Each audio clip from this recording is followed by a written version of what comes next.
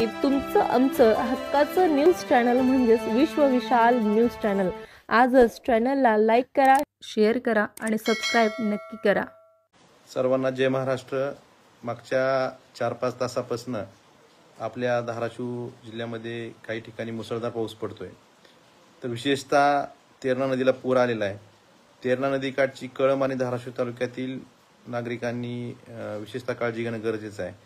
आणि माझी सर्वच ग्रामस्थांना नागरिकांना विनंती आहे की ज्यांची घरं ओढ्याकाठी आहेत, नदीकाठी आहेत, त्यांनी विशेषतः काळजी घेणं गरजेचं आहे।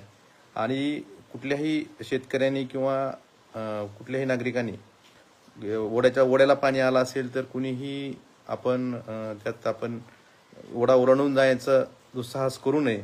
आपण आहे त्या ठिकाणी थांबावं आणि कुणाला यायला अडचण असेल किंवा काही गोष्टीच्या अडचणी असतील तर स्थानिक शिवसैनिकांना संपर्क साधा।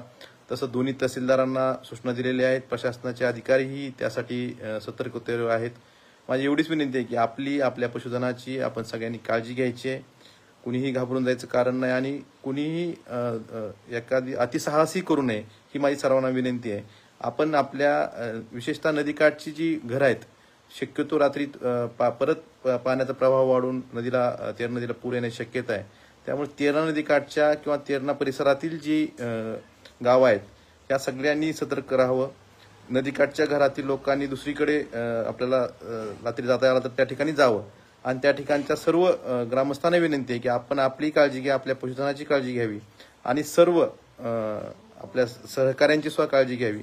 आणि शेतातून येताना एखादा ओढा लागत असेल तर त्या ठिकाणी सुद्धा आपण जर कोणी कुठल्या ठिकाणी अडचणीत असेल तर निश्चितच स्थानिक गावातील लोकांना, स्थानिक शिवसैनिकांना किंवा थेट माझ्या सहकाऱ्यांना संपर्क साधावा।